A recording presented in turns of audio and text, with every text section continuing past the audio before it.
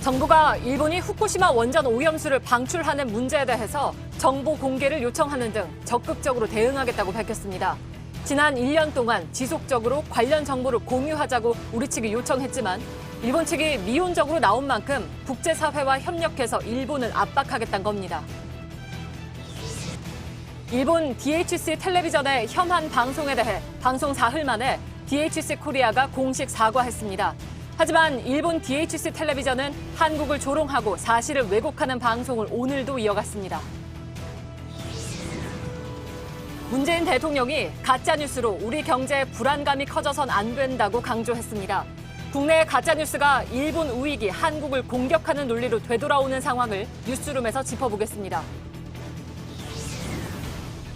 위안부 피해 생존자 박옥선 할머니가 20년 전 한 중국인 역사학자에게 피해 사실을 알린 영상을 JTBC가 공개합니다. 박 할머니는 휴식 때 군사훈련까지 받았다며 당시 상황을 증언했습니다. 공군의 한 부대장이 부하 장교에게 욕을 하고 술자리에서 때리기까지 한 게 드러나 보직 해임된 사실이 JTBC 취재 결과 확인됐습니다. 음주와 관련된 기강 해이 사건 사고가 국내에서 잇따르고 있습니다. 중국 범죄인 인도 법안에 반대하는 시민들의 시위로 홍콩 국제공항이 하루 만에 다시 모든 비행기 편의 운항을 중단시켰습니다. 이런 가운데 중국의 무력 개입 가능성까지 제기되자 미국과 캐나다 등이 중국의 신중한 대응을 촉구했습니다. 이곳은 경남 지역의 마실물인 낙동강입니다. 제 뒤에는 수상 레저 스포츠를 즐기고 있는 사람들을 볼 수 있습니다. 허가 없이 강변을 무단으로 점용해 영업을 하고 있는 건데요. 잠시 후 밀착 카메라에서는 여름철 강변 무단 사용 현장을 찾았습니다.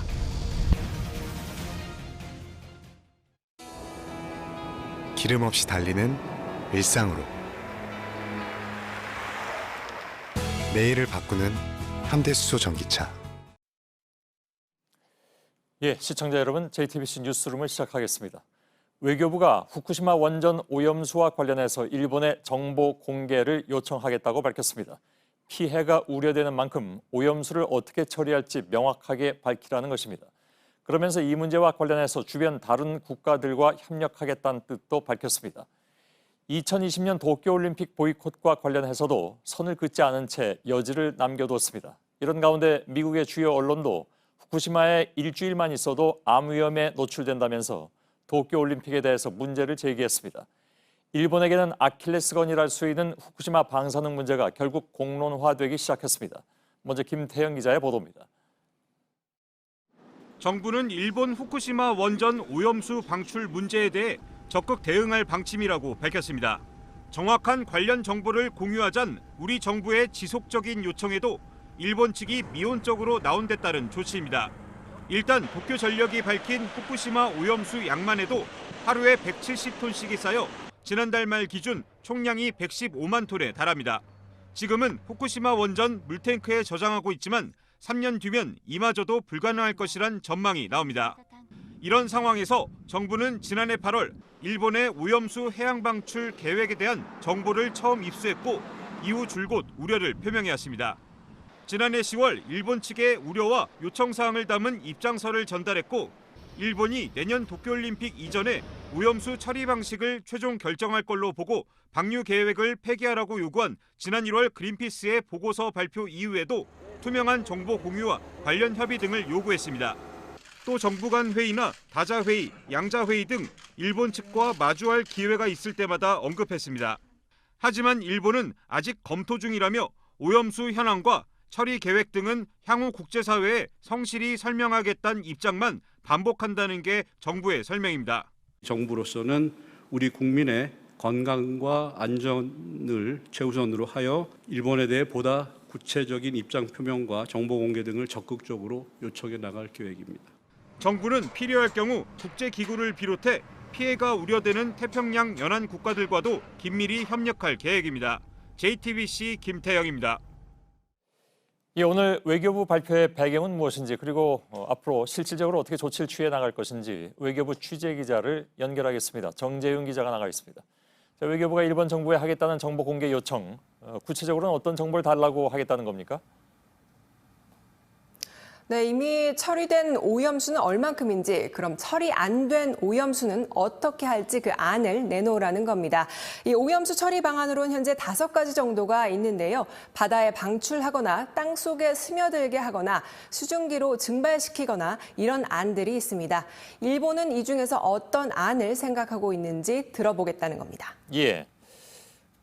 오염수를 바다로 방출할 것이라는 것은 지난번에 그린피스가 문제 제기하면서 본격적으로 얘기가 됐는데 사실은 그 이전에 그러니까 이미 작년에 일본에 이런 내용들을 물었는데 답을 제대로 안 했다는 얘기죠.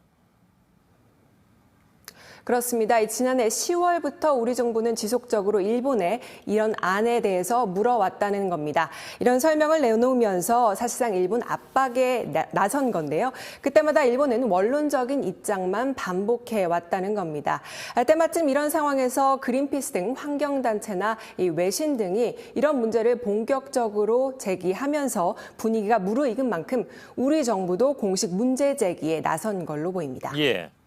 물론 외교부에서 이게 한일 갈등 국면에서 내놓은 새로운 일본 압박 카드다 이렇게 얘기하는 것은 아니겠죠. 그렇습니다. 오늘 기자회견 이후에 기자들도 이 같은 취지의 질문을 했습니다. 이에 대해서 이 정부 답변은 우리 국민들의 건강을 위한 그런 조치일 뿐이다. 이렇게 답변을 하기도 했습니다. 하지만 내년에 있을 도쿄 올림픽 보이콧과 관련이 있는 조치냐 이런 질문에 대해서 명확하게 그건 아니다라고 말을 하지 않은 만큼 일본을 압박하는 효과도 염두에 둔 거란 해석이 나오고 있습니다. 정부 발표 직접 들어보시겠습니다. 예. 내년도 도쿄올림픽 불참 문제와도 약간 연관되는 문제인 건지 확인 좀 부탁드리겠습니다. 후쿠시마 원전 오염수 방출 문제 적극 대응에 나가고자 합니다. 그게 정부 입장입니다. 예. 자, 보이콧을 의미하는 것은 아니다라고 딱 잘라 얘기하지 않은 것 때문에 그래서 혹시 이것이 나중에 도쿄올림픽 보이콧 문제가 크게 사회 문제가 됐을 경우에 정부가 그 부분에 대해서 명확한 입장을 취하지 않았다는 것 때문에 정부도 혹시 동조할 수도 있다 이런 인식을 받을 수도 있는데 특히 일본 쪽에서 보면 그렇게 느끼기도 하겠죠. 그럼에도 불구하고 여기에 대해서 명확하게 선을 안 긋다 이렇게 오늘 해석을 하면 될까요? 네, 그런 걸로 보입니다. 왜냐하면 오늘 명확하게 답변을 하기는 좀 곤란한 자리였지만 사실상 압박 카드다. 이런 게 이 외교부 당국자나 다른 정부 관계자들의 분석입니다. 예, 알겠습니다. 자, 외교부는 이 문제를 국제기구하고 다른 국가들하고도 협력하겠다고 했는데 구체적으로 거론되는 국가들이 있습니까? 네, 일단은 국제원자력기구 IAEA 등과 같은 국제기구와 협력할 계획을 가지고 있다고 했습니다. 또 태평양 연안 국가들과도 협력을 하겠다고 했는데 구체적인 국가 이름을 거론하진 않았습니다. 다만 이 외교부 당국자는 해류로 보면 일본 열도 동쪽 지역으로 흘러간다면서 동북쪽으로 한 바퀴 돌고 궁극적으로는 환태평양으로 한 바퀴 돌게 되므로 우리 모든 나라에 해당될 것이다. 이런 설명을 덧붙이기도 했습니다. 범위를 넓게 잡고 있다는 뜻인데 실효성이 있을지는 좀 더 두고 봐야 할 것 같습니다. 예, 알겠습니다. 정재윤 기자였습니다. 자, 그렇다면 이에 대한 일본 측의 반응은 어떤지 도쿄 연결해서 현재 분위기 들어보겠습니다. 윤서령 특파원이 연결되어 있습니다. 우선 한국 외교부 발표 이후에 일본 측 반응이 나왔습니까? 네, 현재 일본은 한국 추석에 해당하는 오봉 연휴 기간입니다.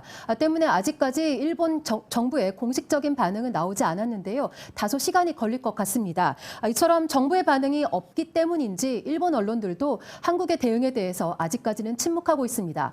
다만 한국 정부가 방사능 문제를 공론화할 것이라고 예상을 하지 못했던 분위기인지 다소 당황하는 분위기도 감지가 됩니다. 예. 자, 오늘이 연휴 기간이 아니었다 하더라도 일본 정부가 이 문제에 대해서 이렇게 바로 명확한 입장을 내놓기는 좀 어려울 것 같습니다. 네, 사실 지난 9일에 경제산업성과 도쿄전력이 이 오염수 문제를 어떻게 처리할 것인지를 논의하기 위해서 소회의를 열었지만 결정을 내리지 못했습니다. 이 오염수를 저장할 공간이 2022년 여름이면 한계에 달하기 때문에 이제는 진짜로 이 문제에 대해서 결정을 해야 할 시기입니다. 내년 도쿄올림픽을 앞두고 국제 여론이 악화된 가운데 또 이 지역 주민들의 반발도 거센 가운데에서 이 한국 정부와 주요 외신들까지 이 문제를 공론화하고 나선 상황입니다. 예. 자, 우리 외교부도 5가지 오염수 처리 방법 중에 과연 어떤 걸 택할 건지를 밝혀라. 이렇게 오늘 압박을 했는데 일본 정부가 지금 말은 안 하고 있지만 이 중에서는 지난번에 그린피스에서도 얘기한 것처럼 가장 돈이 덜 드는 해양 방출, 그러니까 바닷물에 흘려보내는 이런 방법을 우선적으로 고려하고 있는 거죠. 네, 일본 정부의 보고된 안을 보면 이 땅에 묻는 방식, 또 바다에 방출하는 방식 등 5가지 방안이 검토가 되고 있습니다. 그런데 비용을 비교해 보면 해양으로 방출하는 방식이 다른 방식에 비교해서 적어도 10배, 많게는 70배 이상 차이가 납니다. 또 처리 기간도 가장 짧고 여기에 들어가는 이 시설의 규모도 적은 편입니다. 일본 정부의 관심이 어디로 향하고 있을지 짐작이 가는 대목입니다. 예. 자, 일본 정부는 그럼에도 불구하고 이 오염수 얘기만 나오면 안전하다, 통제되고 있다 이렇게 얘기만 되풀이하고 있는 상황인데 앞으로도 당분간 그럴 것 같습니다. 어떻습니까? 네, 아베 총리는 이 후쿠시마는 완전하게 컨트롤되고 있다 이렇게 말한 바가 있습니다. 그러면서 이 안전하다는 거를 강조하기 위해서 지난 4월에는 방호복을 입지 않은 채 양복만 입고 이 후쿠시마 원전을 찾기도 했습니다. WTO 수산물 분쟁에서 패하고 나서도 일본 수산물은 안전하다라는 주장만 반복했습니다. 하지만 당장 이 후쿠시마 지역에서 올림픽 야구 경기가 열리는 데 대해 우려가 커지고 있는데도 일본 정부는 이 지역의 방사능 수치는 안전하다는 말만 반복하고 있습니다. 예, 알겠습니다. 앞으로 추이가 상당히 좀 궁금해지는 대목입니다. 윤서령 특파원이 도쿄에서 전해드렸습니다. 혐한 막말 가짜 뉴스로 점철된 DHC 텔레비전의 문제를 저희 JTBC가 지난 주말에 지적한 이후에 DHC 코리아에서 오늘 저녁에서야 사과문을 내놓았습니다. 그러나 본사가 아니라 DHC 코리아의 한국인 대표가 해명하기에 바빴습니다. 본사로부터는 동의도 받지 않았고 조율도 하지 않았다고 하는군요. 소비자의 반응은 매우 싸늘합니다. 이세누리 기자입니다. いやまあかの国は熱しやすく冷めやすい国ですからね. 일본 제품 불매 운동을 비하하는가 하면 日本人が統一して今の한국できたんです. 서슴지 않고 역사도 왜곡합니다. 이런 방송에 대해 깊이 사죄한다면서 DHC 코리아가 한국인 대표 명의의 사과문을 공식 홈페이지와 소셜미디어에 올렸습니다. 하지만 해당 방송은 일본 본사의 자회사가 운영하고 DHC 코리아와는 관계가 없다고 선을 그었습니다. 또 DHC 코리아 임직원 모두가 한국인이고 해당 방송 내용에 모두 반대한다고 강조했습니다. 한국과 한국인을 비하하는 방송을 중단해줄 것을 요청하겠다고도 했습니다. 이번 사과문은 DHC 코리아가 본사 동의나 조율 없이 올린 겁니다. 여론은 싸늘합니다.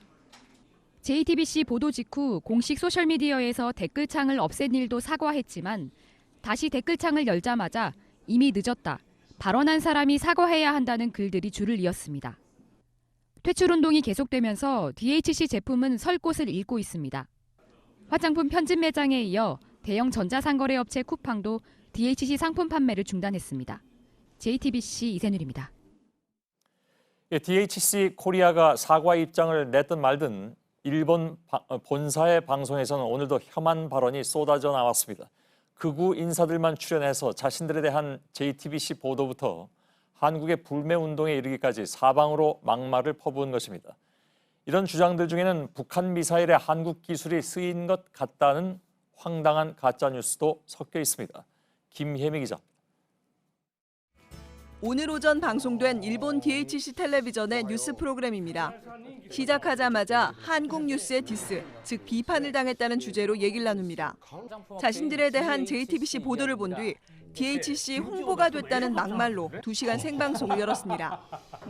歴史問題に絡めて日本が報復してるみたいなことを言う感情的な反応が今のねこの DHC 宣伝にもなるんでしょうけど今日の番組視聴は韓国からもたくさん見てるんじゃないかなとどんな番組か見ようね韓国の皆さんアンニョンハセヨ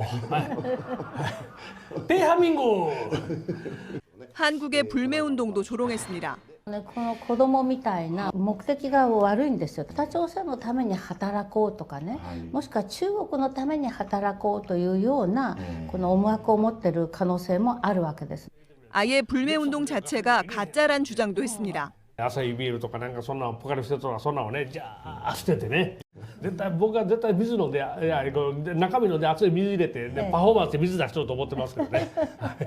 극우 패널들은 아무런 근거 없이 북한의 신형 단거리 탄도미사일 기술이 한국에서 건너갔을 수 있다는 의혹도 던졌습니다. ですけども、この原部2号の技術が何らかの形で可能性ですよ。ホワイト国から外して輸出管理を厳しくするといった背景にはね、そういったこともあるんですよね。 JTBC 김혜미입니다. 예, 그런데 DHC TV라고 소개가 되다 보니까 일개 화장품 회사가 운영하는 유튜브 정도로 생각하기가 쉽습니다. 그러나 DHC 텔레비전은 총리 관저에서 아베를 직접 인터뷰한 매체입니다. 일본의 거물 정치인과 극우 성향 인사들을 출연시켜서 그들만의 논리를 생산하고 또 그것을 퍼뜨리면서 영향력을 키워가고 있습니다. 김필중 기자입니다. 지난해 9월 DHC TV 뉴스쇼 진행자가 흥분에 찬 표정으로 소식을 전합니다. 아베 신조内閣総理大臣でございます. 아베 신조 총리와 2시간가량 총리 공관에서 인터뷰한 겁니다. 인터뷰에 앞서 총리 공관의 내부부터 보여주는데 역대 총리 사진을 보여주며 일대 총리인 이토 히로부미를 언급합니다. 이어 본격적으로 시작된 인터뷰에선 먼저 아베 총리의 외교적 성과에 대해 말합니다. 트럼프 대통령과 골프 친 뒷이야기와 북한의 일본인 납치 문제 등까지 얘기를 나눕니다. 인터뷰 중반부부터는 아베노믹스의 성과와 헌법 개정에 대해서도 의견을 나누기도 했습니다. 시청자들의 반응을 전하고 아베総理のご出演の画像が流れ始めたら涙が流れてきました. 이어 인터뷰에 대한 소감도 말합니다. 総理の印象はどうでした？ここを背負ってる人物がこう醸し出すやっぱり抜きがたいオーラっていうのはね. 해당 인터뷰를 진행한 프로그램의 소개글입니다. 우국지사와 함께하는 뉴스쇼라고 적혀 있습니다. 어제도 이 DHC 텔레비전에는 자민당 의원이 출연해 한국이 독도를 멋대로 자기네 것으로 해버렸다는 일방적인 주장을 늘어놓았습니다. JTBC 김필주입니다. 예, 그러면 이 DHC가 매일 쏟아내고 있는 주장들이 과연 사실인지 빠르게 좀 팩트체크를 좀 해보겠습니다. 국제외교안보팀의 이한길 기자가 나와 있습니다. 제일 황당한 것은 역시 이제 우리 미사일 기술이 북한으로 갔다 이런 주장인 것 같습니다. 네, 현무투와 북한이 최근 발사한 발사체 사이에 공통점이 있다. 확증은 없지만 현무투 기술이 북한에 갔을 수도 있다. 이렇게 주장을 했는데요. 예. 하지만 두 미사일은 뿌리부터 다릅니다. 북한이 최근에 발사한 KN-23 미사일은 러시아 이스칸데르 미사일에 바탕을 두고 있는 것으로 알려져 있습니다. 반면 우리 미사일 기술은 미국의 나이키 허큘리스 미사일에 기반을 두고 있습니다. 예. 쉽게 말해 두 미사일은 족보부터 다른 겁니다. 일각에서 북한이 우리 쪽 기술을 해킹해 갔다. 이런 주장도 나오지만 전혀 확인되지 않은 사실입니다. 예. 그리고 일본 맥주 불매운동이 일종의 쇼다 이런 얘기도 여러 번 나왔더군요. 네, 이 주장 역시 전혀 사실이 아닙니다. 예. 지난달 한국에 들어온 일본 맥주는 434만 달러, 우리 돈 약 53억 원어치입니다. 전달인 6월에 비해서 무려 45%가 줄었습니다. 예. 일본 맥주 사서 다 마셔놓고 물 담은 뒤에 시위에 들고 나온다는 식의 주장은 전혀 앞뒤가 맞지 않습니다. 예. 자민당 의원이 출연해서 한국이 독도를 자기 멋대로 점유하고 있다 이런 주장도 바로 어제 하는 걸로 되어 있습니다. 네, 아오야마 시게하루 자민당 의원이 한 말인데 예. 굳이 반박할 필요성도 느끼기 힘든 주장이지만 최근에 발견된 증거 한 가지를 말씀드리면 1890년대 일본 교과서에 실린 지도에 독도는 전혀 표시돼 있지 않습니다. 예. 자기 영토로 생각하지 않았다는 뜻이죠. 참고로 저희 JTBC가 어제 공개한 1954년 독도 영상을 봐도 바위에 선명하게 찍힌 독도의 대한민국 주소를 확인하실 수 있습니다. 예, 사실 이에 대한 반론 증거는 너무나 많기 때문에 지금 얘기한 건 그야말로 아주 일부분에 지나지 않을 수도 있습니다. 네, 최근에 발견된 것만 예. 말씀드립니다. 일본이 한국에 먼저 싸움을 건 적이 없다 이런 얘기도 했다는데 이건 무슨 얘기입니까? 네, 그 주장을 펴면서 든 사안이 최근에 있었던 초계기 레이더 조준 문제인데요. 예. 당시 기사를 찾아봐도 아실 테지만 이 주장은 전혀 사실이 아닙니다. 지난해 12월 우리 구축함이 사격 관제 레이더로 일본 초계기를 겨냥했다고 일방적으로 주장하며 먼저 논란을 일으킨 건 일본이었습니다. 예. 자, 이건 그냥 한마디로 얘기하면 그냥 저질 방송인데 문제는 이런 저질 방송이 나름대로의 영향력을 가지고 자꾸 퍼져나가고 있다는 것이고 특히 최근과 같은 국면에서 이게 알 수 없는 그러니까 그 크기를 알 수 없는 어떤 영향력을 가지고 있게 됐다는 것 때문 아니겠습니까? 네, 근데 하여간 매일 이런 얘기들이 쏟아져 나와서 저희들이 이한길 기자하고 방금 지금 정말 짧게 팩트체크를 했습니다마는 이따가 2부의 팩트체크 시간에서 이가혁 기자와 함께 좀 더 짚어보도록 하겠습니다. 수고했습니다.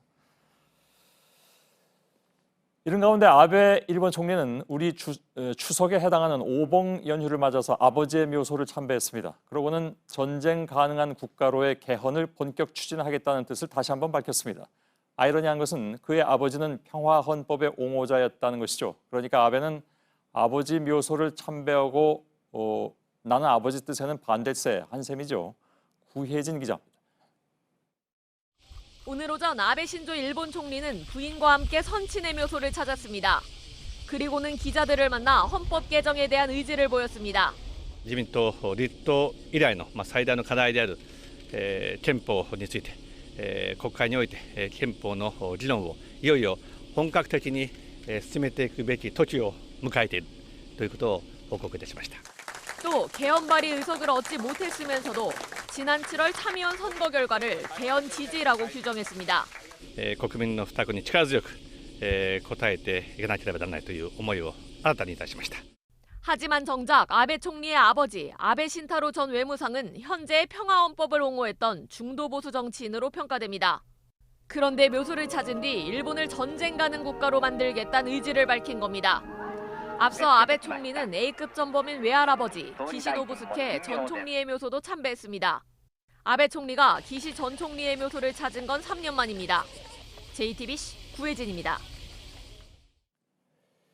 최근에 한일 갈등과 관련해서 가짜뉴스가 유포돼서 혼란을 키우고 있습니다. 국내 가짜뉴스가 일본 우익에 의해서 한국을 공격하는 논리로 되돌아오기도 하죠. 이런 우려가 커지자 오늘 문재인 대통령도 가짜뉴스로 시장의 불안감을 키워서는 안 된다고 강조했습니다. 안의근 기자의 보도입니다. 문재인 대통령이 국무회의에서 가짜뉴스의 문제점을 지적했습니다. 근거 없는 가짜뉴스나 허위정보 그리고 과장된 전망으로 시장의 불안감을 키우는 것을 경계해야 합니다. 최근 미국과 중국 간 무역 갈등에 일본의 경제 보복까지 더해져 그렇지 않아도 경제 상황이 녹록지 않은데 가짜뉴스까지 우리 경제에 해를 끼쳐선 곤란하다는 겁니다. 청와대 핵심 관계자는 불화수소가 북으로 가서 독가스 원료가 된다든지 최근 유튜브 영상으로 돌고 있는 내용들이 불확실성을 더욱 높이고 있다고 설명했습니다. 정부 내에선 최근 한일 갈등과 관련한 가짜뉴스가 쏟아지면 시장의 불확실성이 높아지고 이는 결국 아베 정부를 돕는 일이라는 분석이 나오기도 했습니다. 문 대통령은 최근 세계적인 신용평가기관 피치가 우리나라 신용등급을 일본보다 2단계 높은 AA-로 평가했다며 우리 경제의 기초 체력은 튼튼하다고 강조했습니다. JTBC 안의근입니다. 한일 갈등에 대한 이런 가짜뉴스들은 이 가짜뉴스가 국내뿐만이 아니라 오히려 일본을 통해서도 인용된다는 것이 더 위험하죠. 이것은 처음 나온 얘기는 아니지만 최근 들어서 그런 사례들이 더 늘어나고 있는 것 같습니다. 취재 기자와 함께 좀 더 살펴보도록 하겠습니다. 허진 기자가 나와 있습니다. 자, 한일 갈등 관련 가짜뉴스들은 구체적으로 어떤 것들이 있습니까? 네, 앞서 리포트로 소개를 하긴 했지만 다소 황당한 내용들입니다. 이번에는 직접 동영상으로 보시겠습니다. 일본이 이 불화수소가 다 어디 갔냐? 이거를 G20 전에 밝혀달라라고 일본이 미리 이야기를 한 거예요. 이게 무슨 무기 만드는 데도 들어가고 핵실험에도 들어가고 전략 자산이래. 근데 안 밝히고 문재인이 씹어버린 거야. 일단 일본의 잘못된 주장을 그대로 검증 없이 전하는 가짜뉴스입니다. 이 정부가 근거를 들어 반박한 내용인데도 꽤 광범위하게 퍼진 가짜뉴스입니다. 이외에도 일본 여행을 가면 벌금 1,000만 원을 내야 한다거나 일본의 수출 통제 관련 전략물자 1,194개가 모두 수출 금지됐다는 가짜뉴스도 있습니다. 예. 자, 이런 가짜뉴스가 국내는 물론이고 일본 언론에도 그대로 이제 소개가 된다는 거잖아요. 네, 저희 팩트체크에서도 다룬 바가 있는데요. 일본 차에 대해서 테러를 가했다는 가짜뉴스는 일본 언론을 통해서 나오기도 했는데 이 사실과 다른 내용으로 양국 국민들의 대응이 왜곡될 수 있는 부분입니다. 또 일부 인사들의 극단적인 주장이 마치 우리 사회의 일반적인 의견인 양 일본에 소개되는 경우가 있습니다. 일본 대표적으로요, 조옥순 엄마부대 대표가 아베 수상님에게 진심으로 사죄드린다 이렇게 말한 걸 이 국내 언론에서 소개를 하자 이걸 일본의 인터넷 매체가 일본어 자막을 달아서 소개를 하고 다시 일본의 소셜미디어를 통해 확산되는 구조입니다. 그런데 일본에서 자신들의 가짜뉴스로 반향이 커지면 또 다시 극단적인 목소리가 커지는 악순환이 생기는 겁니다. 예. 자, 사실은 뭐 자극적인 가짜 뉴스를 만드는 것은 그런 이유가 있습니다, 그렇죠? 주목도를 높이려는 또 거기서 얻는 무엇인가가 있겠죠.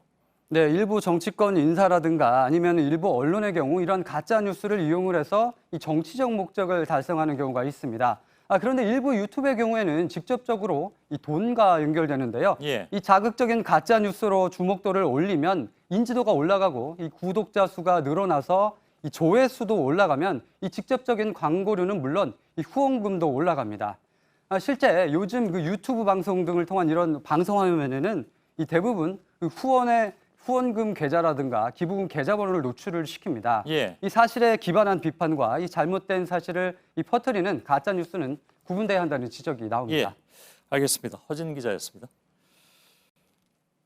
그런가 하면 유튜브 극우 채널에서 가짜 뉴스를 퍼뜨렸다는 비판을 받아온 주옥순 씨와 이영훈 전 교수가 오늘 고발을 당했습니다. 허위 사실로 명예를 훼손했다는 이유 때문입니다. 김태형 기자입니다. 우리는 1965년 한일 협정을 어겼습니다. 대한민국 문재인 정권이 배상해야 됩니다. 아니 왜 그게 한일 협정을 이미 다 끝난 사실인데. 주옥순 씨는 1965년 한일 협정으로 개인의 배상 청구권은 모두 사라졌다고 주장했습니다. 대한민국의 사법 체계를 흔드는 이 발언은 지난해 10월 일본 정부의 발표와 닮은 꼴입니다. 完全かつ最終的に終わらせている日韓請求権協定に明らかに違反をし、そればかりか日本企業に不当な不利益を負わせ 하지만 이 협정으로 소멸된 건 정부의 배상 청구권입니다. 오늘 한 시민단체는 허위사실 유포에 의한 명예훼손 혐의로 주 씨를 경찰에 고발했습니다. 이 단체는 이영훈 전 서울대 교수도 같은 혐의로 고발했습니다. 임시정부를 사실상 끝까지 지켜온 차이석 선생은 저의 외정조부가 됩니다. 저는 어릴 때부터 독립운동가의 후손임을 자랑스럽게 여기면서 자라온 그런 사람입니다. 하지만 이 전 교수의 이 주장은 당사자가 반박했습니다. 차리석 선생의 외아들인 차용조 씨가 직접 사실이 아니라고 밝힌 상태입니다. 가짜뉴스 논란을 일으킨 두 사람은 결국 법의 판단을 받게 됐습니다. JTBC 김태형입니다. 예, 지금부터는 우리의 역사를 담은 기록들을 전해드리겠습니다. 먼저 위안부 피해자 박옥선 할머니의 20년 전 육성 증언을 오늘 공개해드립니다. 당시의 영상을 저희가 제공받았는데 휴식 때는 군사훈련까지 받았다면서 처참했던 그때를 증언했습니다. 이수진 기자입니다. 2000년 5월에 중국에서 촬영된 영상입니다. 위안부 피해자 박옥선 할머니의 증언이 담겨 있습니다. 당시 77살이었던 박 할머니는 18살 때 중국 흑룡강성에 있는 위안소로 끌려갔다고 말했습니다. 휴식 때에는 군사훈련까지 받으며 고통스러운 시간을 보냈습니다. 노는 날은 그저 훈련한단 말이야, 군대처럼. 위안소 생활은 5년간 이어졌습니다. 1945년 소련이 일본군을 공격하고 나서야 끝났습니다.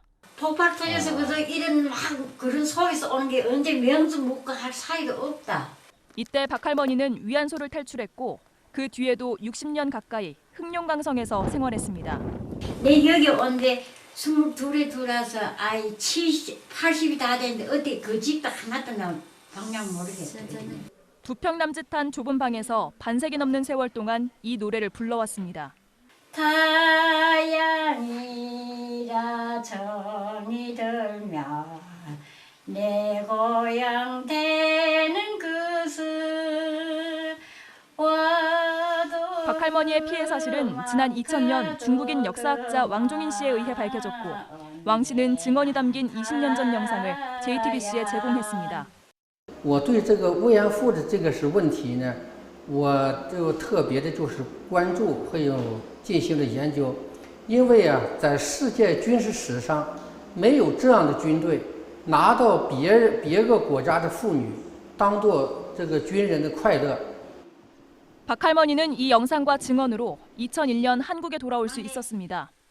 그리고 오늘 20년 만에 왕 씨를 다시 만났지만 병상에서 일어날 수 없었습니다. JTBC 이수진입니다.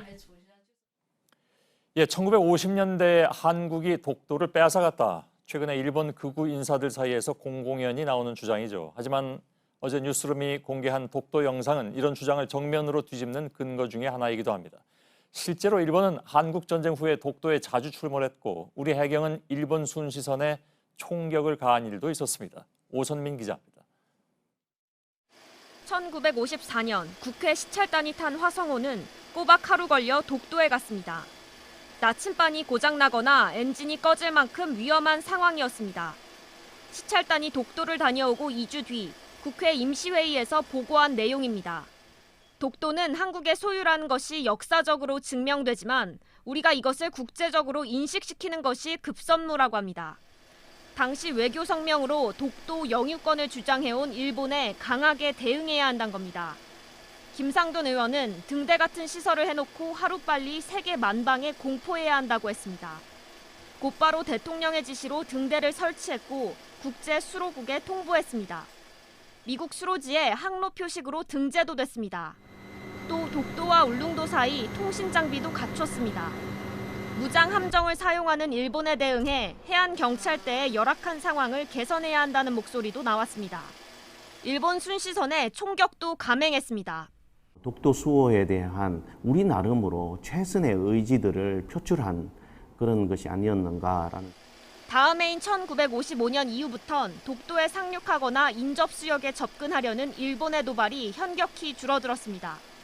JTBC 오선민입니다.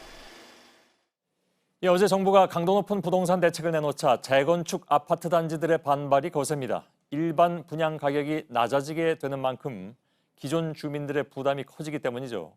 분양 일정을 서둘러 바꾸거나 법적 대응에 나서는 곳들도 있습니다. 이한주 기자입니다. 철거가 90% 넘게 진행된 서울 서초구 신반포 3차 아파트입니다. 3.3제곱미터당 분양가가 1억 원까지 될 걸로 예상했는데 이번 규제로 반값이 될 전망입니다. 가구당 2억 3천만 원이던 조합원 분담금도 분양가 상한제가 시행되면서 적어도 1억 원은 더 내야 합니다. 조합원은 18억, 일반 분양은 13억. 이건 말이 안 된다. 이건 해도 너무한 거 아니냐. 누가 봐도. 아파트가 완공된 뒤 분양하려던 삼성동 상하 2차는 분양부터 먼저 하기로 일정을 바꿨습니다. 연말 일반 분양을 준비 중이던 둔촌 주공 등 일부 단지도 분양 일정을 서두르고 있습니다. 아파트가 완공되기 전 분양을 하면 주택도시보증공사에 분양가격 규제를 받게 됩니다. 그래서 완공 뒤 분양을 선호했는데 최대 10년 동안 매매를 할 수 없는 분양가 상한제보다 차라리 주택도시보증공사 규제가 낫다고 판단한 겁니다. 아직 이사를 나가기 전인 다른 재건축 단지들은 재건축 시기를 늦추고 버티기에 들어갔습니다. 지금은 환경이 재건축할 수 있는 환경이 아니잖아요. 지금 정부를 이길 수도 없는 거고. 일부 재건축 단지들은 위헌 심판을 신청하고 행정소송을 낼 예정입니다. JTBC 이한주입니다. 이런 경우도 있습니다. 쌍둥이를 임신 중이라고 가짜 진단서를 내고 아파트 청약을 받은 부부가 국토부 단속에 걸렸습니다. 여러 자녀 가정에 주는 가산점을 엄마 뱃속에 있는 아이도 받을 수 있는데 이걸 악용한 것입니다. 이런 식으로 속여서 청약한 70명이 경찰의 수사를 받게 됐습니다. 정재우 기자입니다. 아파트 특별 공급을 신청하면서 부부가 제출한 임신 진단서입니다. 임신 17주, 쌍둥이를 임신했다고 쓰여 있습니다. 이 부부는 뱃속 쌍둥이까지 3명의 아이가 있다고 가산점을 받아서 아파트에 당첨됐습니다. 하지만 예정일이 9개월이 지나도록 아기가 태어나거나 유산했다는 증거를 못 냈습니다. 이 부부처럼 가짜 서류를 내서 당첨된 경우는 모두 70명. 국토부가 2017년부터 2년 동안 아파트에 당첨된 약 3,300명을 모두 조사한 결과입니다. 부동산 브로커가 끼어든 정황도 드러났습니다.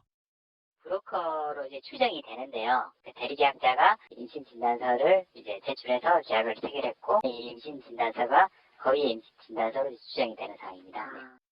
국토부는 경찰에 이들을 수사해달라고 요청했습니다. 사실로 확인되면 아파트 당첨이 취소되는 건 물론이고 형사처벌도 받습니다. 앞으로 최대 10년까지 다른 청약도 신청할 수 없게 됩니다. JTBC 정재우입니다.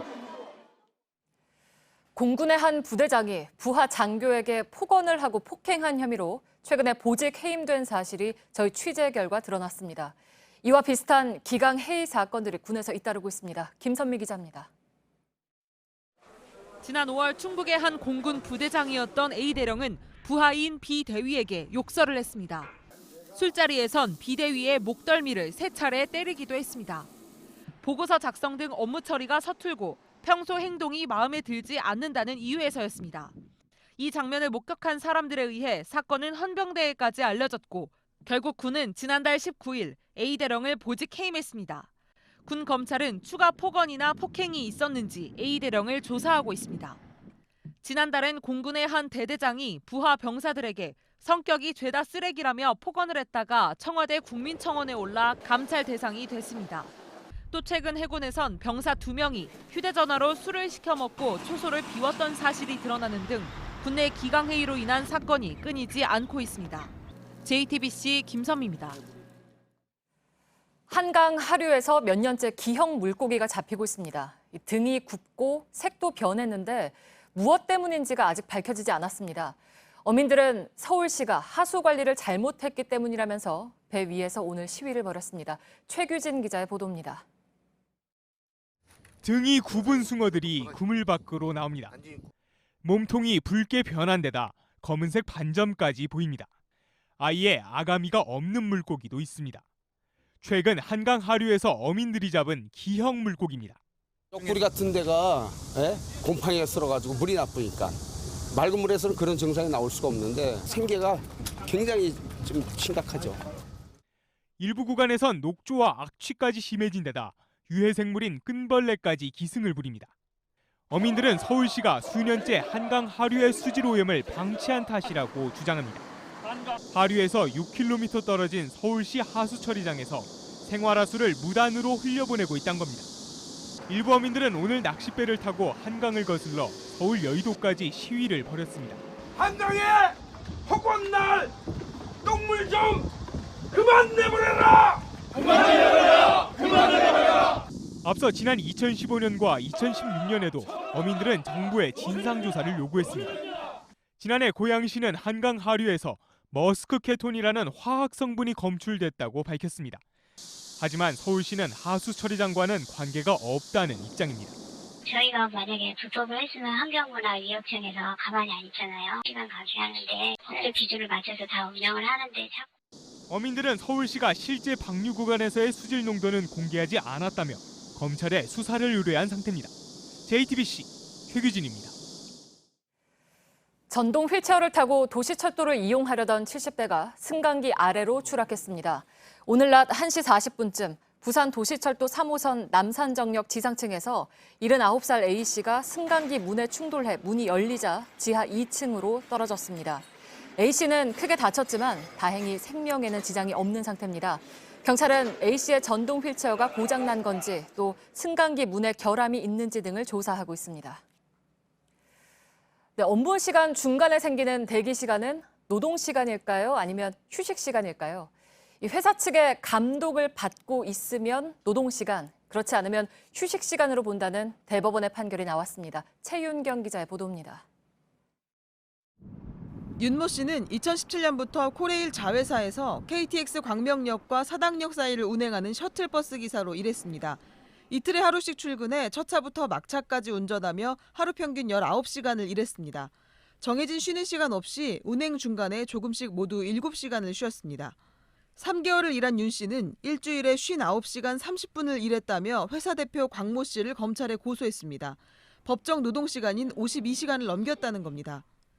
1심 법원은 실제 일한 시간만 노동시간으로 인정해야 한다며 회사 대표에게 무죄를 선고했지만 2심 법원은 운전기사의 특성상 업무와 휴식 시간을 명확하게 분리해서 보기 어렵다며 근로기준법 위반이라고 판단했습니다.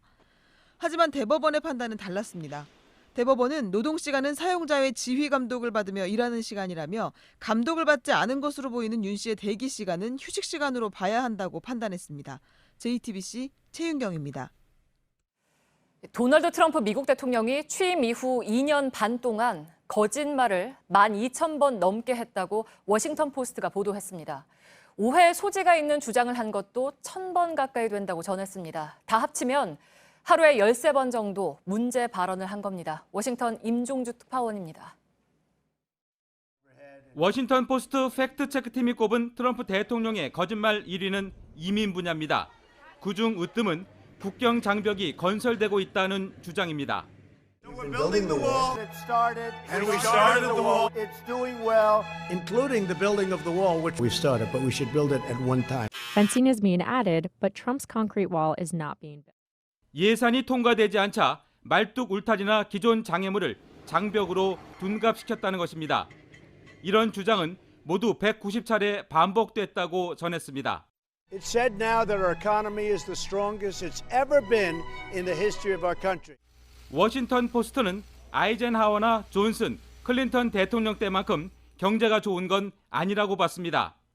또 트럼프 대통령의 무역 전쟁 때문에 역풍을 맞기 시작했다고 지적했습니다.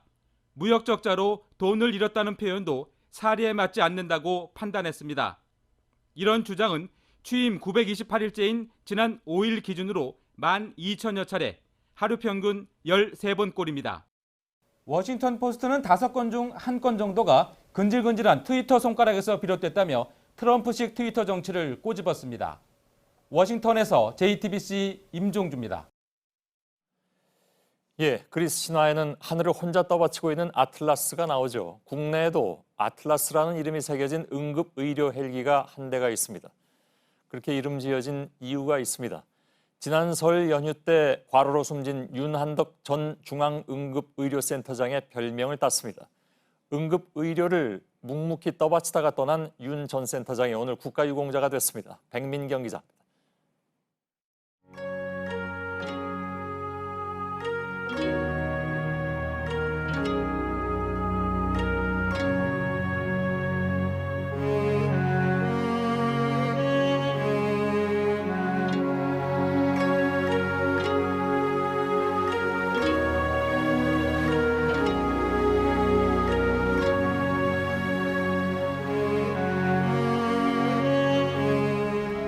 센터장이 민간인으로는 3번째 국가유공자가 됐습니다.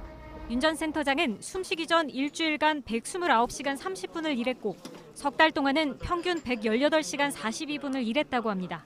만성 과로 인정 기준은 그 절반 정도인 주 60시간입니다.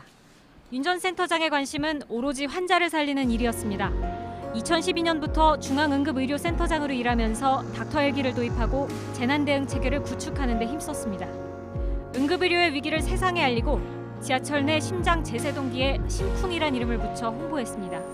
이국종 교수가 자신을 찾아오자 당신이 이러는 동안 환자가 갑자기 오면 누가 수술하느냐며 꾸짖기도 했습니다. 괴로운 순간을 계속 같이 보냈으니까 전우 같은 거죠. 저희는 완전히 사선을 같이 썼어요. 그 친구 먼저 편해졌겠죠, 이만덕은. 그 이름을 잊어버리고 싶지가 않고 잊혀지지도 않을 거지만.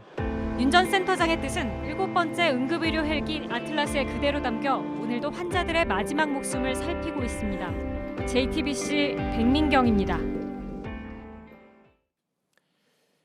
담뱃갑에 꼭꼭 눌러 적은 글, 배급식량 상표에 그린 그림. 이런 것들은 한국 전쟁 중에 포로로 붙잡혀서 거제도에 수용됐던 북한 군인들이 남긴 것들입니다. 미군을 비판하기도 하고 전향하려는 동료들을 향한 경고도 담겨 있기도 한데 그 수용소 안에서 포로들이 정말 말하고 싶었던 이야기들은 무엇이었을까요? 김나한 기자의 보도입니다. 거제도 포로 수용소는 또 다른 세상이었습니다. 17만 명 넘는 전쟁 포로들이 사상 논쟁을 벌이며 때론 충돌하고 때론 어우러졌습니다. 철조망으로 둘러싸인 그곳에서 북한군 포로들이 만든 걸로 보이는 글과 그림이 처음 공개됐습니다. 유엔군이 지급한 담뱃갑을 모아붙여 만든 신문은 혁명을 찬양하는 문구로 가득합니다. 변절자의 죽음이라는 제목의 그림 소설에서는 당시 북한군 포로들이 전향을 놓고 갈등했던 상황도 엿볼 수 있습니다. 내게는 사상도 인민도 조국도 없다. 덮어놓고 살고 보자라고 말하는 포로들을 향한 날선 경고가 담겨 있습니다. 배급 식량에 붙은 상표 뒷면에 스케치한 포로들의 모습은 수준급입니다. 영어로 미군을 비판하는 편지도 남았습니다. 북한군 포로들의 글과 그림은 고문서 수집가들 사이에서도 희귀하다는 평가를 받고 있습니다. 이렇게 글과 그림을 남긴 포로들은 어디로 갔을까?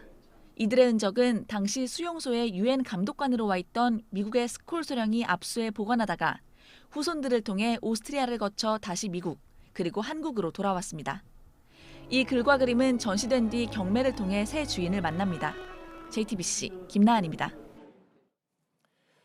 총선 공천에 당원들의 경선 투표가 점점 중요해지다 보니까 무리한 당원 가입 경쟁에 가짜 당원 의혹이 불거지고 있습니다. 민주당은 부정 가입 의혹으로 중앙당이 전수조사에 나섰고 한국당에서도 본인도 모르는 당원 가입이 이루어져서 논란이 일고 있습니다. 박소연 기자입니다. 부산 사는 김 씨는 지난 3일 자유한국당 입당 축하 메시지를 받았습니다. 그저 스팸 메시지인 줄 알았는데 전화해봤더니 달랐습니다. 저는 부산인데 서울시 자유한국당 서울시당에 가입돼 있다니까 더 저는 어이가 없는 거죠. 김 씨 본인도 모르게 한국당에 책임 당원으로 입당시킨 사람은 지난해 가입했던 한 보험의 설계사였습니다. 당원 가입에 본인 확인 절차가 없어서 가능했던 일입니다. 당에서는 큰 문제가 아니라는 분위기입니다. 사고 조직들에서 움직이는 분들이 예를 들어 과잉 충성하라 이제 그런 경우에 가끔 이런 오류들이 이제 나오긴 하는데 그냥 바로바로 본인 확인해서 처리해 드리는 거예요. 민주당은 권리당원 수가 역대 최대인 90만 명을 돌파할 거란 이야기가 나오고 있습니다. 민주당은 일찌감치 공천룰을 확정하고 지난달 말 당원 모집을 마감했습니다. 일부 지역에서는 불법으로 당원을 모집한 사례가 적발되고 있습니다. 민주당의 한 지역 사무실에서 필체는 같지만 이름과 주소는 다른 당원 서류가 다량으로 확인됐습니다. 가짜 당원일 가능성이 큽니다. 교양된 목소리를 전화가 와서 이거는 경찰에 신고해도 되냐고 물어보세요. 신고하고 왔어요. 이게 수정된 거예요. 광주에서는 경선에 유리하도록 기존 권리당원 주소를 맘대로 옮긴 사실도 적발됐습니다. 선관위는 현행법상 정당 내부의 일에 개입하기 어렵다는 입장입니다. 때문에 보다 적극적인 단속을 위한 제도 마련이 필요하다는 지적입니다. JTBC 박소연입니다. 노조원을 절반으로 줄이면 8천만 원, 민주노총에서 나가게 하면 1억 원. 이렇게 성공 보수를 받아가며 기업의 노조를 파괴한 노무법인 창조 컨설팅이 남긴 고통은 아직 진행 중입니다. 대구의 한 대학병원에서 간호사 2명이 고공농성을 뙤약볕 속에서 44일째 벌이고 있습니다. 윤두열 기자입니다. 간호사 김진경 씨는 10년도 더 지난 일을 생생히 기억합니다. 탈퇴하지 않은 조합원한테는 인수인계를 안 받아요. 이제 그렇게 해서 인사상 불이익을 주고, 그러니까 요즘 시대 말하면 왕따인 거죠. 노조가 완전히 무너지는 데는 1년이면 충분했습니다. 노조 파괴로 악명을 떨친 노무법인 창조 컨설팅이 영남대 의료원을 맡았을 때 벌어진 일입니다. 의료원은 불법 행위는 없었다는 입장입니다. 저희들이 조사한 범위로는 강제로 노조 탈퇴를 시킨 적이 없었고, 하지만 창조 컨설팅은 1,200명이던 노조원을 60명으로 크게 줄였다며 홍보까지 했습니다. 당시 해고당한 간호사 2명이 병원 옥상에 올라간 것도 이 때문입니다. 40도에 이르는 땡볕과 맞선 지 오늘로 44일째입니다. 노조할 권리의 기본권이 확보되는 그러한 세상이 왔으면 좋겠습니다. 왜냐하면 그렇지 않았기 때문에 노조가 우리가 파괴가 됐고 또 해고가 됐기 때문에. 영남대 병원 측은 해고가 정당했다는 대법원 판결이 난 만큼 복직은 불가능하다고 못 박았습니다. 다만 노동청이 대화를 하라고 제안한 만큼 이들과 조만간 만나보겠다고 했습니다. JTBC 윤두열입니다. 학생들에게 방학은 보통 즐거운 시간이지만 오히려 방학이 더 힘든 아이들이 있습니다. 일하러 간 엄마 대신 동생들을 돌보고 배우고 싶은 거, 하고 싶은 거 모두 참아야 하는 아이들입니다. 가난의 굴레 속에 갇혀있는 아이들을 박유미 기자가 만났습니다. 중학교 3학년인 민호가 동생을 데리고 나옵니다. 엄마 홀로 직장에 다니며 생계를 꾸리다 보니 동생을 돌보는 건 민호의 몫입니다. 동생 둘을 지역아동센터와 돌봄학교에 데려다주고 데려와야 합니다. 곰팡이가 슬고 선풍기마저 더운 바람을 내놓는 집. 하지만 민호는 집 밖으로 나갈 수 없습니다.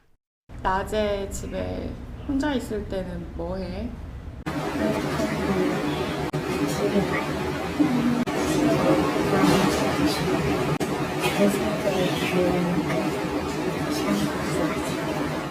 둘째는 정서불안으로 심리치료를 받고 있습니다.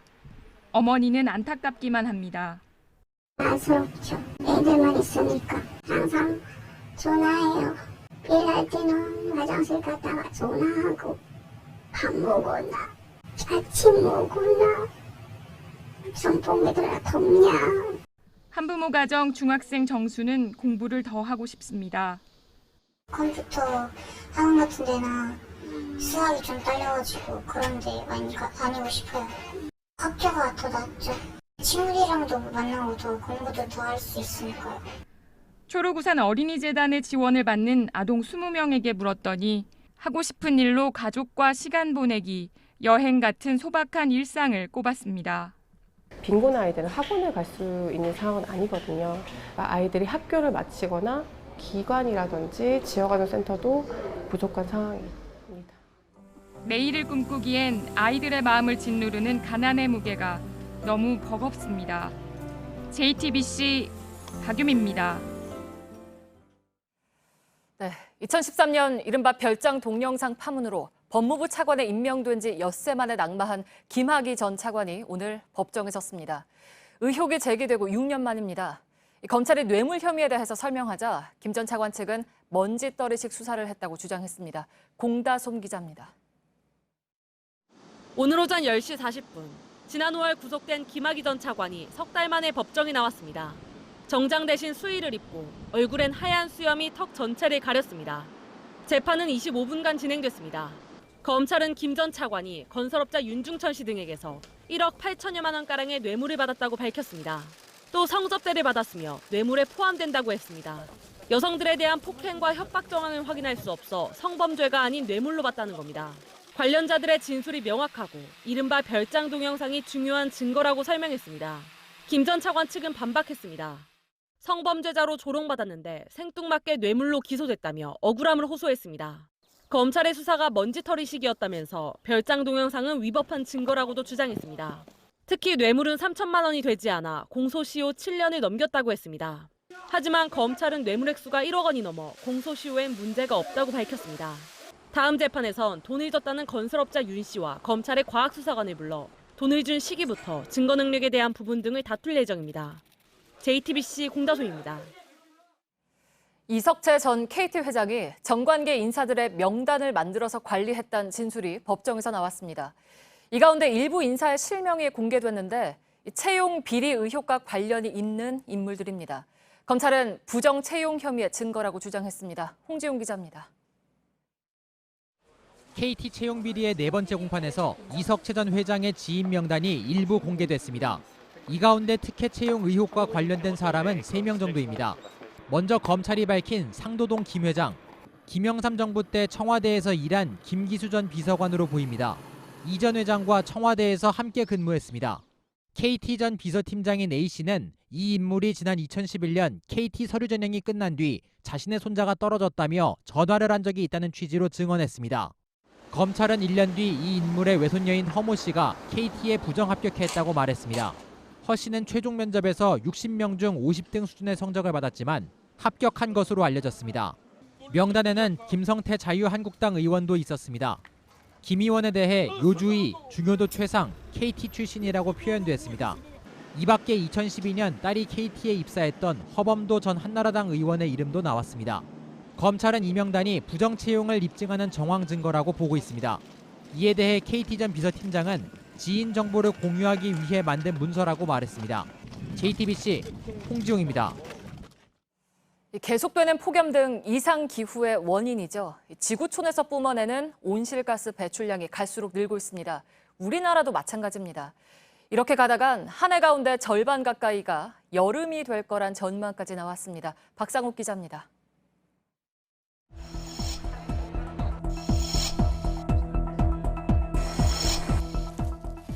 기록적인 폭염과 우리나라 절반 가까운 면적을 태운 산불 등 모두 지구온난화가 부른 이상기후 현상입니다. 지난해 지구 전체의 온실가스 배출량이 역대 최고를 기록했다는 연구 결과가 나왔습니다. 우리나라도 예외는 아니었습니다. 5년 전 정부는 2019년엔 온실가스 배출량을 6억 톤 아래로 묶겠다고 했습니다. 하지만 2017년에 7억 톤을 넘기더니 지난해 7억 2,500만 톤을 배출했습니다. 온실가스 통계를 내기 시작한 이후 최고치입니다. 전국의 사업장 1000여 곳의 배출량 통계를 분석했더니 전체 업체 중 1위는 포스코로 한 해 7,312만 톤, 전체 배출량의 11%를 뿜어냈습니다. 지금의 배출량이 그대로 유지된다면 2000년대 초반 19곳에 불과했던 폭염 위험도 매우 높은 지역은 2021년 72곳으로 4배 가까이 늘어날 전망입니다.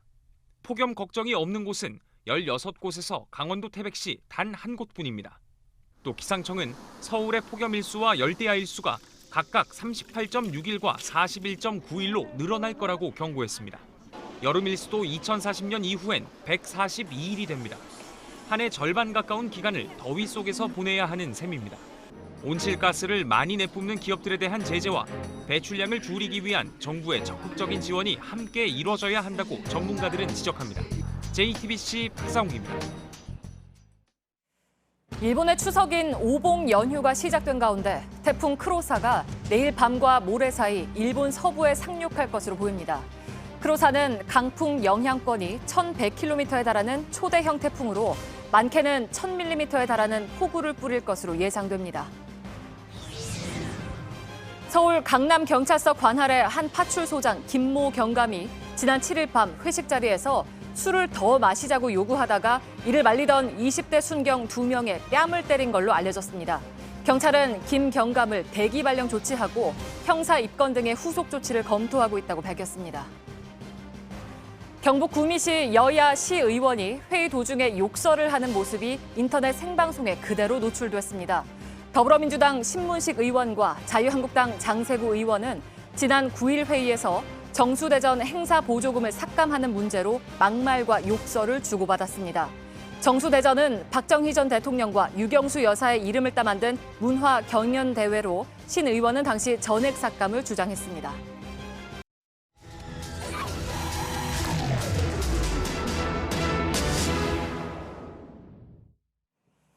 네, 강이나 호수에 가면 수상 스키를 빌려주고 태워주는 곳들이 많습니다. 그런데 이게 다 합법이 아니었습니다. 밀착 카메라 팀이 낙동강과 대청호를 가봤는데요. 대부분 불법이었고 한철 장사를 위해서 막무가내로 운영하는 곳들이 많았습니다. 연지환 기자입니다.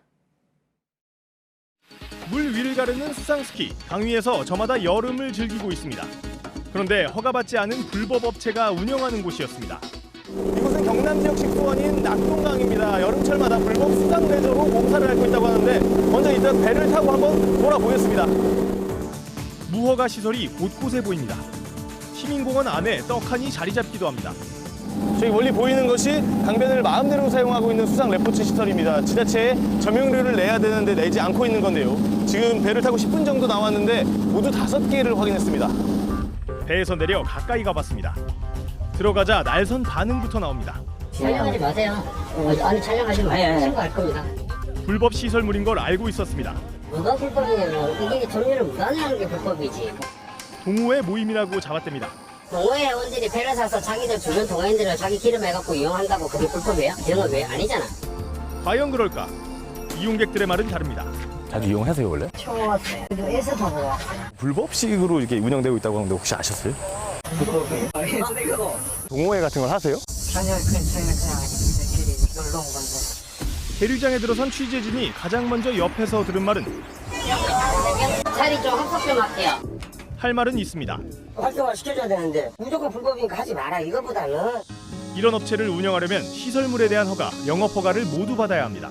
내준다 하면은 개불장 수백 개 되겠죠. 개발자도 걸려있고. 근본적인 해결이 쉽지 않다고 말합니다.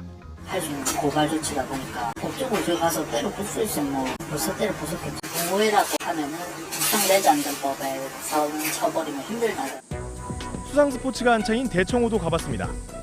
이 적법하게 등록된 수상 레저 업체를 이용하라는 현수막이 살짝 떨어져 있습니다. 살짝 저 뒤를 보시면 재미있게 수상 레저 스포츠를 즐기는 모습을 보실 수 있는데 사실은 이 강변을 무단 점용하고 있는 업체입니다. 제가 직접 가서 어떻게 운영되고 있는지 확인해 보겠습니다. 문의하자 가격부터 설명합니다. 불법인 걸 알고 왔다고 하자 불안하시면 아싸리 가평이나 이런 데 진짜 나라에 사는 데 있잖아요. 그런 데 가시면 안전도 문제입니다. 그런 사람들만 불법 수상레저는 보험을 주질 않죠. 수질보전 대책 지역 1번요. 거기는 아무 사업을 못해요. 이곳은 며칠 전까지 사람들이 드나들던 무허가 수상스키장이었습니다. 수심이 워낙 깊고 물살이 빨라서 물놀이 자체가 금지된 곳입니다. 2014년에 원래는 철거됐어야 되는데 5년이 지난 지금에서야 완전히 철거된 겁니다. 버젓이 영업하던 흔적들이 이렇게 남아있는데요. 손님들이 먹었던 걸로 보이는 이런 술병들도 있고요. 청소 도구가 버려져 있습니다. 잠깐 위쪽으로 가볼까요? 여기 위쪽에는 이런 수상 스키랑 가방, 각종 레저 스포츠 기구들이 그대로 버려진 채 나뒹굴고 있습니다. 시에서 못하게 하니까 어디로 좀 옮겼는데 지금 며칠 안 됐어요. 막아놓으면서 이쪽으로 가고 저쪽으로 가고 자꾸. 한철 장사가 끝날 때까지 피하면 그만입니다. 여름철마다 우리 하천은 고통받고 있습니다. 불법 위에 세워진 레저 시설에선 안전도 환경도 한 번 놓치면 되돌릴 수 없습니다. 밀착 카메라 연주환입니다.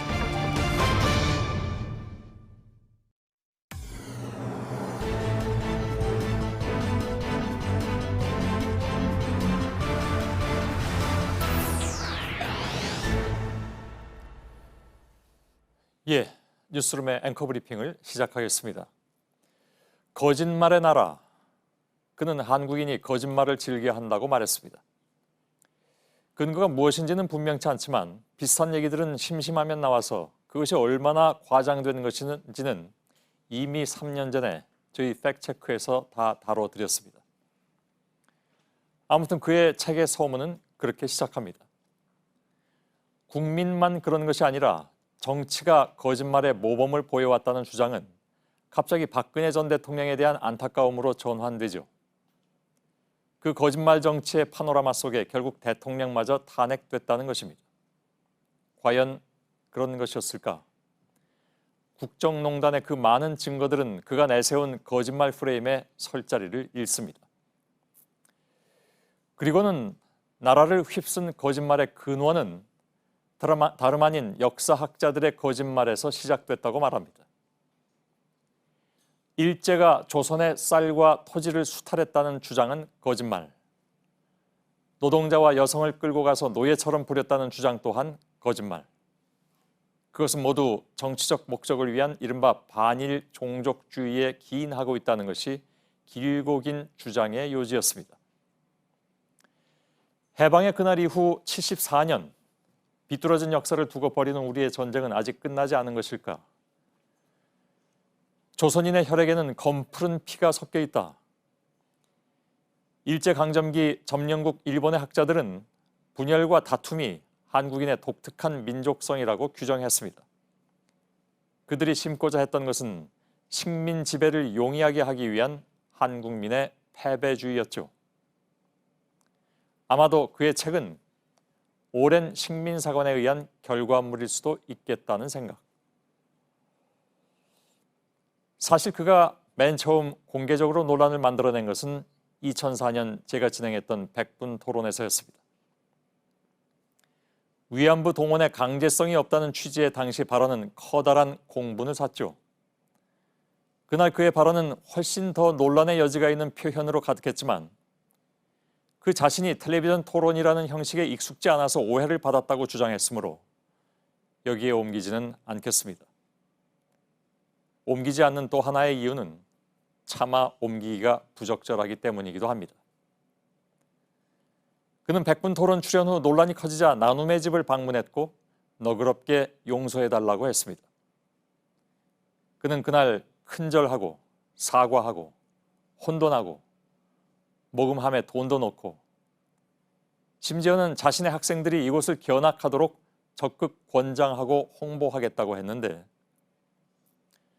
15년 뒤인 지금 그가 홍보하고 있는 것은 무엇일까? 오늘의 앵커 브리핑이었습니다.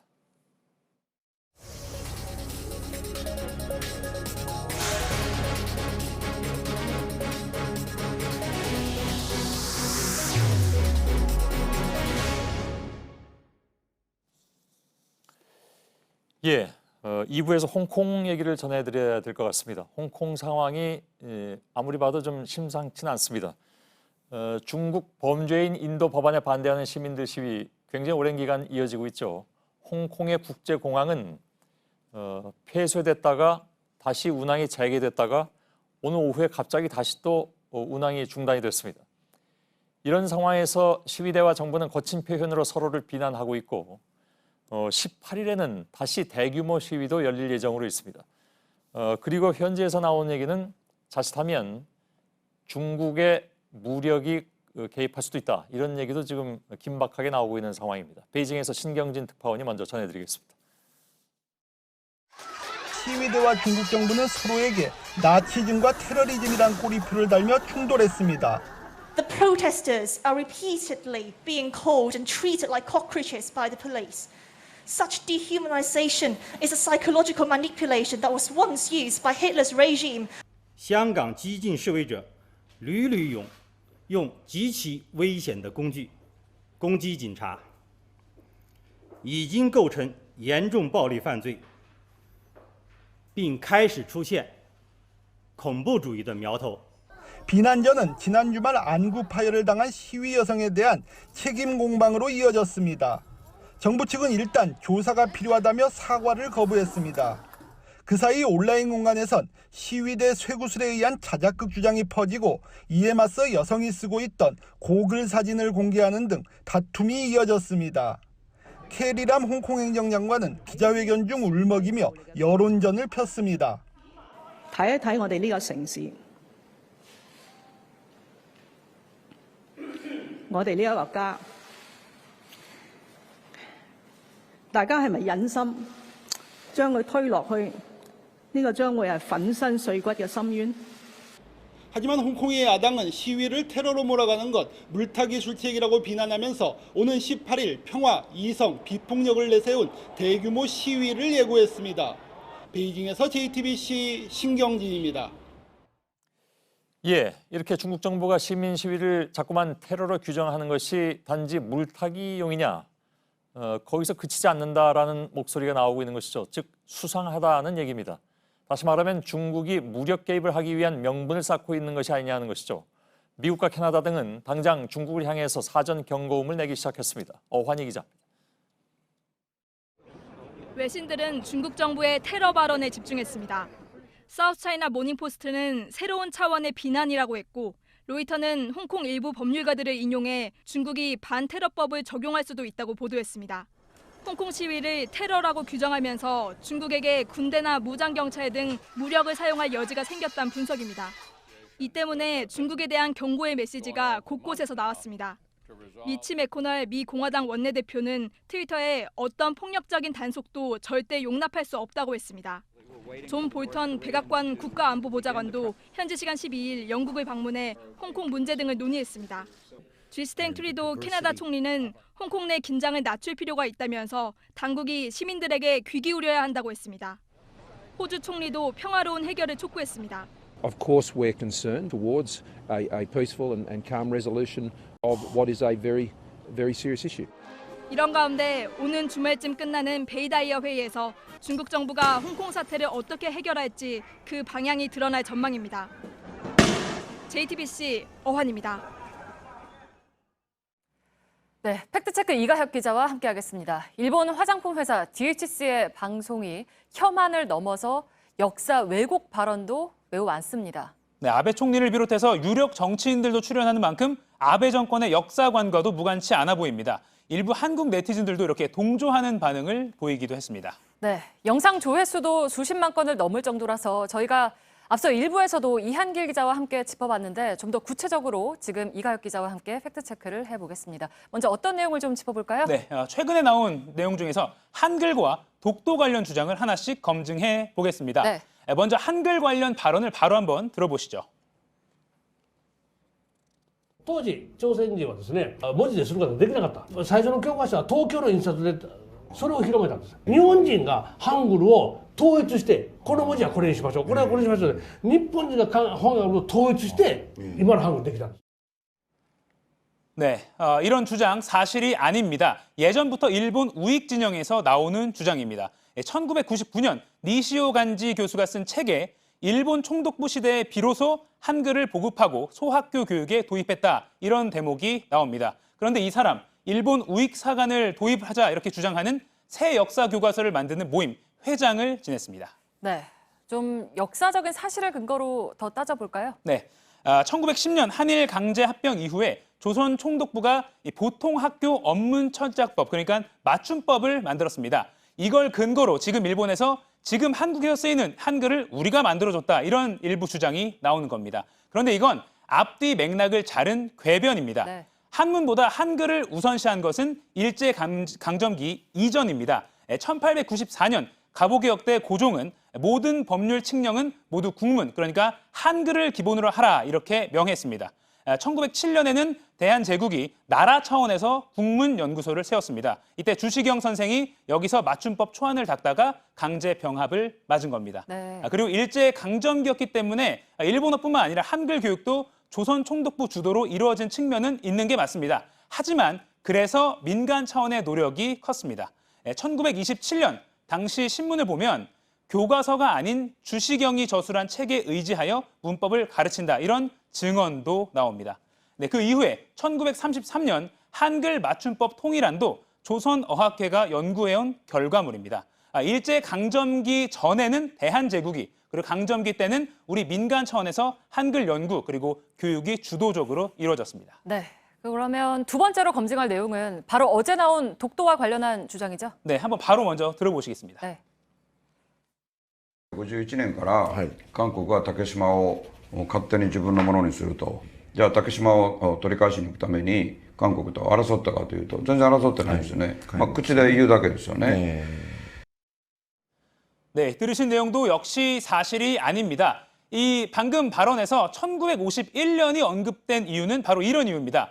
당시 패전국 일본이 연합국과 샌프란시스코 조약을 맺을 무렵입니다. 미국 국무부 차관보가 미국에 있던 우리 한국 대사관에 이 독도가 조선 영토였던 적이 없다, 이런 서한을 보냅니다. 네. 일본이 지금까지 독도 영유권을 주장하는 핵심 근거이기도 합니다. 그런데 이 서한은 정확한 게 아닙니다. 오래전부터 독도가 우리 땅으로 표시된 세종실록 지리지나 동국 여지 흥남 이런 역사적 사실을 미국이 전혀 모른 채 썼다는 평가가 나옵니다. 네. 그리고 효력도 없습니다.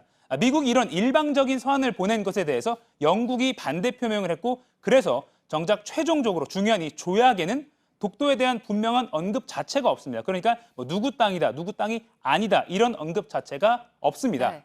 그렇다면 그 이전 최신 자료에 적힌 게 기준입니다. 바로 이겁니다. 1946년 연합국 최고사령관 지령에 보면 일본 영토를 구분하는 내용이 있습니다. 이때 독도는 일본 영토에서 분명하게 이렇게 네. 제외됐습니다. 방송에 나온 발언은 국제법적으로도 근거가 없는 주장입니다. 네, 그러니까 그 발언을 했던 아까 그 자민당 의원, 네. 이 독도 관련 발언뿐 아니라 다른 왜곡 발언도 했죠. 네, 현역 자민당 의원인데 네. 이 사람이 같은 방송에서 위안부 강제 동원을 부정하는 왜곡 발언도 하기도 했습니다. 근데 문제는 이런 주장을 하는 인물들이 이 DHC 방송뿐만 아니라 일본 지상파 방송이나 언론 인터뷰에도 자주 등장하는 상황인 겁니다. 네, 이렇게 저희가 한글하고 독도 내용을 좀 따져봤는데 우리가 더 잘 기억을 해놔야 되겠다는 생각입니다. 네. 팩트체크 이가혁 기자입니다.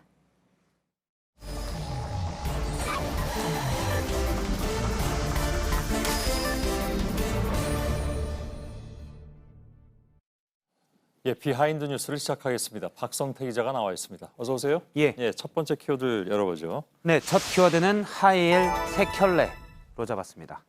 예, 하이힐 세 켤레. 왜 이 얘기가 나왔습니까? 네, 박근혜 전 대통령의 마지막 민정수석이었던 조대환 변호사가 곧 회고록을 출간합니다. 예. 이 하이힐은 그 회고록에 나온 내용인데요. 회고록은 남듬길이라는 책인데 여기에서 박 전 대통령의 청와대 마지막 행적을 회고했습니다. 예.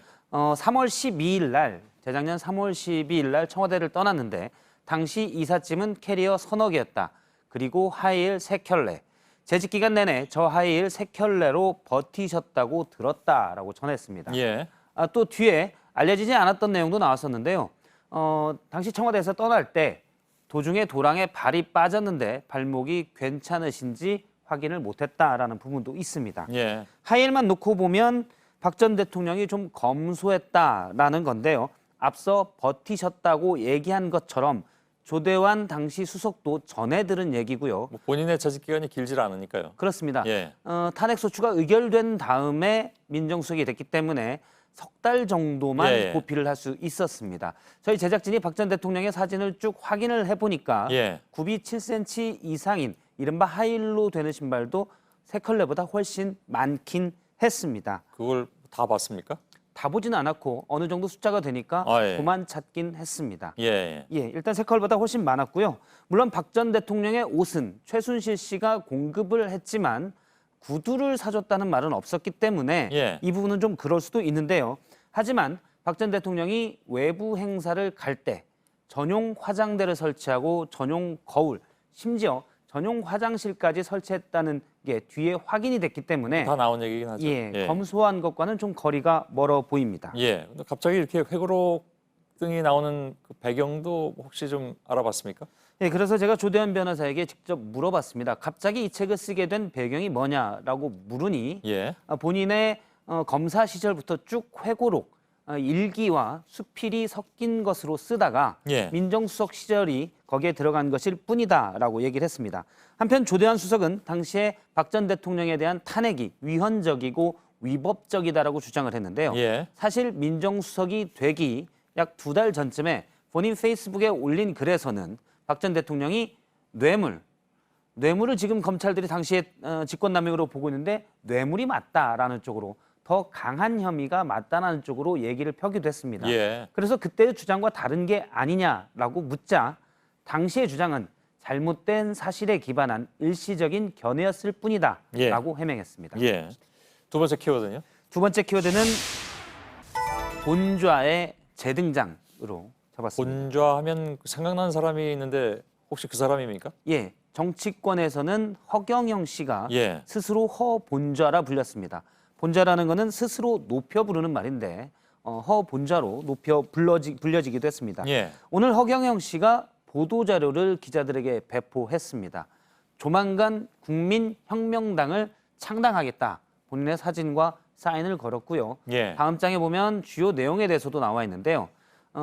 조만간 창당대회를 열 텐데 당대표에는 허경영 씨를 추대하고 대통령 후보는 허경경 씨를 추대하겠다라고 보도자료에 되어 있습니다. 허경경 씨는 누굽니까? 그래서 혹시 허경자 돌림의 가족이 아닌가 해서 제가 직접 물어봤습니다. 누구한테요? 대선 후보는 누구냐 허경영 씨에게 물어봤는데 아, 본인하고 통화를 하셨어요? 예. 네.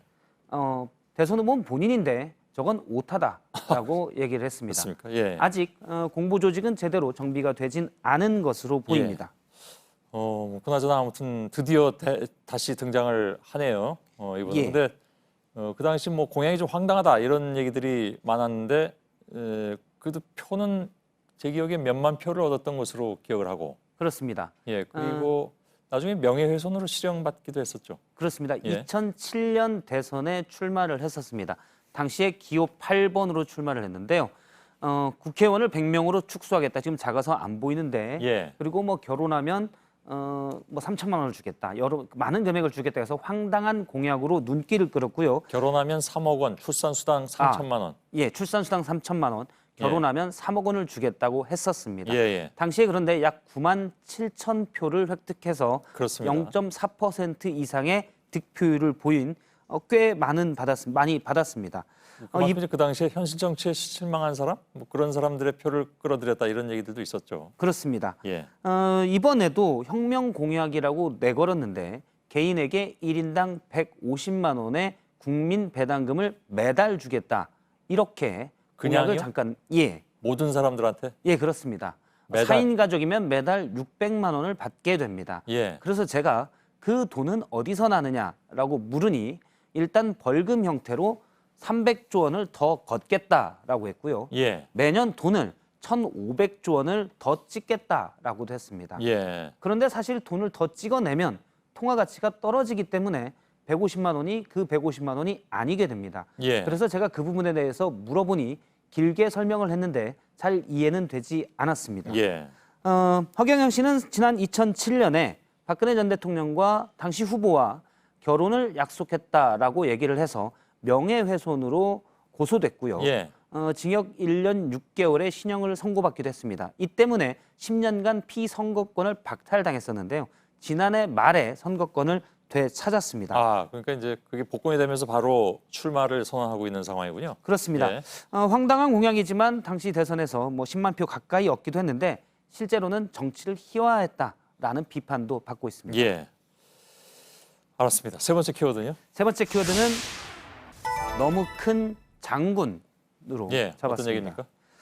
오늘 정의당 진해지역위원회에서 창원 지역의 진해? 진해입니다. 창원시의 진해 지역인데요. 위원회에서 한 장군의 동상 반대 기자회견을 열었습니다. 바로 이순신 장군의 동상인데요. 예. 창원시가 준비하고 있는 이순신 타워 계획을 잠깐 보면 일단 높이가 동상인데요. 100m입니다. 동상입니까? 타워입니까? 100m라는 게. 일단 밑에 기단부와 예. 동상을 합쳐서인데요. 아, 그게 100m라고요? 그렇습니다. 예, 예. 일단 나중에 이제 그림으로 잠깐 나올 텐데 계획되면은 동상 부분이 약 60%가 될 것으로 보입니다. 예, 예. 사업비는 200억 원을 예상하고 2021년까지 준공한다는 계획입니다. 예. 그런데 정의당 지역위원회는 대형 토건 사업으로 관광객을 유치한다는 것이 너무 구시대적인 발상이다라고 예. 했고요. 이미 부산과 거제, 여수 그러니까 남해안의 주요 도시가 이순신 장군을 통한 관광 프로젝트를 가지고 있는데 차별성이 없다라고 지적을 했습니다. 예, 예. 100m면 사실 좀 너무 클 것 같긴 합니다. 예. 잠깐 사진을 보면 계획도를 보면요. 예. 지금 산 위에입니다. 저 뒤에 남해가 보이고요. 바로 저 지점에 100m 높이의 동상을 짓겠다는 건데 계획도를 보면 배 위에 거북선은 아닌데 이런 배가 있고요. 배 위에 저렇게 동상이 올라가 있는 모습으로 현재 계획을 잡고 있습니다. 예. 저 배 밑부터 해서 100m인데 산 위에 또 있기 때문에 상당히 크게 보일 것으로 보입니다. 예. 참고로 자유의 여신상이 동상 높이만 46m 정도 되고요. 아, 그거밖에 안 되나요? 예. 예. 밑에 기단부까지 합치면 100m 가까이 90 몇 미터가 됩니다. 아, 예, 예. 밑에 요트에 탄 사람들의 모습을 보면 상당히 저 높이가 큰 겁니다. 예. 산 위에 저 높이의 동상이 올라가는 건데 과연 주변 경관과는 어떨지는 좀 지켜봐야 될 것 같습니다. 그러게요. 예. 여기까지 하죠. 수고하셨습니다. 예. 내일 태풍 크로사의 영향으로 오후부터 경북 동해안을 비롯한 전국에 비가 올 거라는 예보입니다. 모레까지 동해안 지역엔 많게는 250mm의 비가 오겠고 경상도와 강원 영서에는 20에서 60mm, 그 밖의 지역에는 5에서 40mm의 비가 예상됩니다. 예, 저희들은 내일도 최선을 다하겠습니다. 여러분 고맙습니다.